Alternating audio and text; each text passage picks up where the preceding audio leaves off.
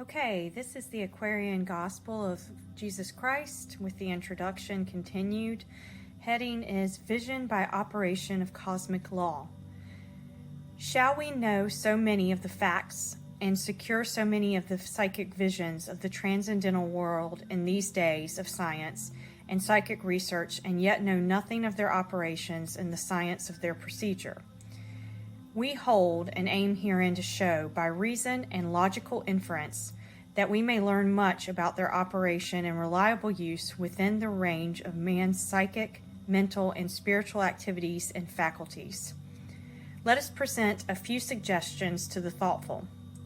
The mystic, with his finer sensibilities and intuitions, and the seer, with his visions and flashes of spiritual consciousness, have always been able to instruct and assure the more dull, plodding religionist of his day concerning the unseen life of the soul. Theosophic students, inheritors of mystic lore, teachers of the ancient wisdom, prophets of the coming steps and cycles of human evolution, have been able at times all through the ages to present a rational system of teaching, getting closer to the very roots of both science and religion. Among other things, they teach that on the subtle ethers, films of finer substance, are impressions made by the thought and action of man, with photographic-like impress lies close not only to the fact of memory, but to that of vision, telepathy, and intuition.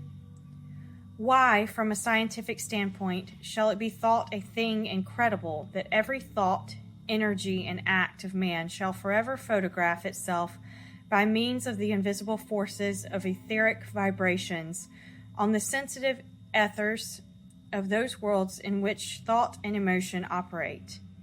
Such event must be the facts of the memory world, the intuitional world, the ideal world of essential forms.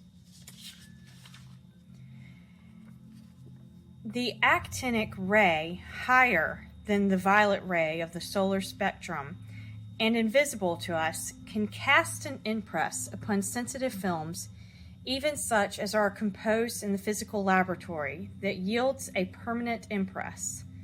With further confirmations concerning the alchemy of nature, in that arcana of mind and spirit, we can go more directly into some widely known facts of the trance and dream state, reaching wider states of consciousness and vision. Those possessing the higher astral vision, and better still, those trained in the Devashanic vision belonging to the mental plane, will be the proper media or instruments between us who are held to the worlds of the ordinary senses in the ever-enduring records stamped on the films of the mental and memory worlds. Quick side note, Devashanic is a Vedic term, and it's essentially a heaven that gratifies the desires of the soul after enlightenment is achieved. Okay. Every thought and deed of man makes its own impress by its own inherent vibrant force in due form on higher ethers. This cosmic law furnishes for every human being the book of life, or book of remembrance, in the heavens of the human soul. C.W. Ledbetter, one of the greatest teachers of these higher varieties of clairvoyance, being himself a trained seer, has this to say of those who can enter and see what is there. All knowledge is theirs for the searching, all that is, which does not transcend even this lofty plane. The past of the world is as open to them as the present. The Akashic records are ever at their disposal, and history, whether ancient or modern, unfolds itself before their eyes at their will. No longer are they at the mercy of the historian, who may be ill-informed, and must be more or less partial. They can study for themselves any incident in which they are interested, with the absolute certainty of seeing the truth, the whole truth, and nothing but the truth.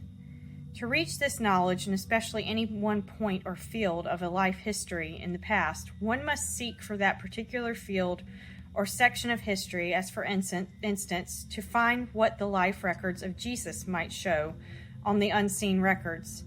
And by proper focusing of the attention on the life book or panorama of that one person, the vision becomes clear as to the words and deeds, even the thoughts that made their impress upon the sensitive films of the astral plane, and for those of still higher consciousness, even on the still more sensitive films of the higher Devashanic plane.